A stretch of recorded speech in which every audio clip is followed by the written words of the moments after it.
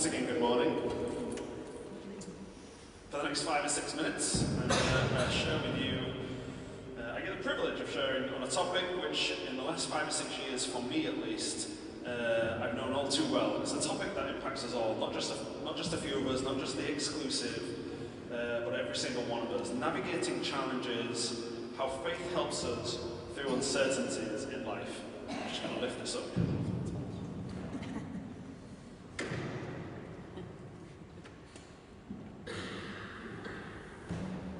Navigating this morning's first challenge.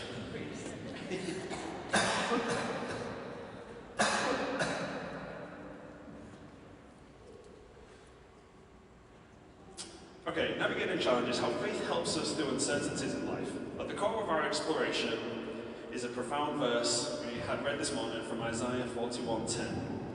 And let me read it once again for you, just so you can listen to it again in fresh ears. Do not fear, for I am with you. Do not be dismayed, for I am your God. I will strengthen you and help you. I will uphold you with my righteous right hand. Or victorious right hand. So I'm going to do two things. First, I'm going to unpack these words and explore how they can be a compass in our modern lives. And then secondly, I'm going to share a short testimony of mine, but that's going to be later on, so you're going to have to stay tuned for that. Number one, do not fear, for I am with you, the assurance of God's presence. In today's fast-paced world, challenges come in various forms.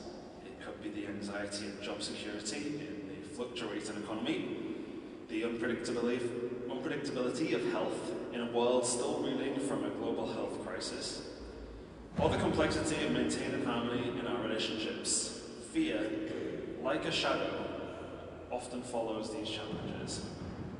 Yet, God's promise stands as a beacon of hope. Imagine this: in the tumult of a busy city life, amidst the cacophony and chaos, there is a quiet, steadfast voice that says, "You are not alone." That's the assurance we have in God's presence. Number two, do not be dismayed, for I am your God. Trusting in God's sovereignty. The term dismayed often finds a parallel in our feelings of uncertainty when we face unexpected challenges or changes, like navigating the ever-evolving landscape of technology or adapting to new social dynamics.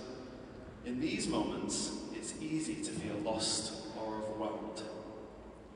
But here, we are reminded of a fundamental truth of our faith, trusting in God's sovereignty. It's like being in a boat on a vast ocean. The waters may be unpredictable, but we trust the one who commands the wind and the waves. Number three, I will strengthen you and help you, relying on God's strength. Our journey through life is akin to climbing a mountain. There are times when our strength wanes and the summit just seems unreachable. In these times of vulnerability, that God's promise shines brightest. It's in these times. Our faith bridges the gap between our human limitations and God's infinite power. It's not just about the strength to continue, but also the wisdom to find rest and rejuvenation in His presence. And number four, I will uphold you with my righteous right hand, experiencing God's uplifting grace. To be upheld by God is not merely about getting by or just surviving. It's about flourishing, even amidst trials. Imagine facing a storm, yet feeling a hand of calm and assurance guiding you. His righteous right hand is a metaphor for a power that is both protective and empowering. It's a reminder that, come what may, we are safeguarded and uplifted by the divine.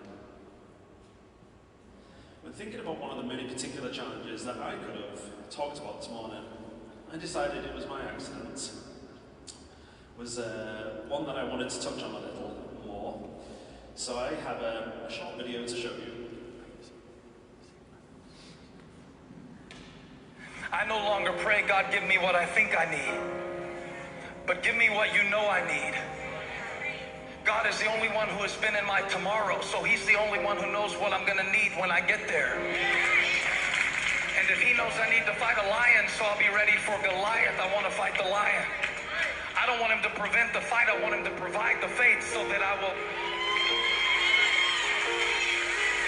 Because if I don't fight Goliath, I can't get his sword, and if I don't get his sword, it won't be in storage when I need it. God knows what I need. I no longer pray, God, give me what I think I need. So, here is a very short version of events of what happened there. For the extended version, you'll have to have me and Amy over for dinner, so you can do that later on. In October 2022 in Dublin, I was commuting back from work, and the handlebars of my electric scooter gave way. They came off. I suffered what was once described as the worst type of injury they had ever seen. A major injury to my ankle, my foot, and my wrist. As I laid there in utter agony for an hour, waiting for the ambulance to arrive, I can only describe what seemed to be angels that surrounded me, there on the street in the form of passers-by, holding my hands, reassuring me, and I now know, praying over me, making sure I was not alone. Later, I did find out they were actually members of a local church who just happened to be passing by.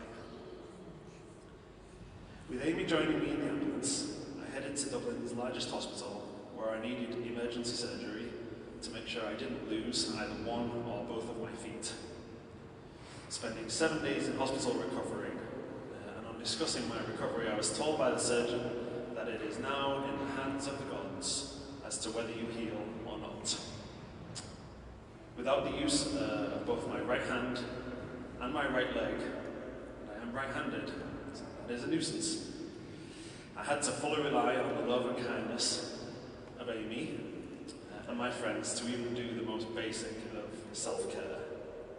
Months and months and months of painful recovery, physio, emotional and physical work followed. Till eventually, and by the grace of God, in fact here in Beverley Hospital, I was given the all clear that my foot had actually healed. From the moment I came off my scooter until the moment I was given the all clear, there was one thing I knew I must maintain, central, and that was my faith. My faith that God was with me, my faith that He is my God, my faith that He will strengthen and He will help me, and my faith that He will uphold me in His righteous hand. God never left my side. God never leaves your side. And when anyone tells you it's in the hands of the gods, thank the Lord it is. Navigating challenges with faith doesn't imply an absence of difficulty. Rather, it assures us that within those difficulties lies the unwavering presence of God. Isaiah 41:10 doesn't promise an easy path, but it does promise a companion who walks with us every step of the way. So let us embrace our faith, not merely as a concept, but as an active, dynamic part of our everyday lives. Journey in faith, anchored in the truth that in every moment of our lives, God is with us.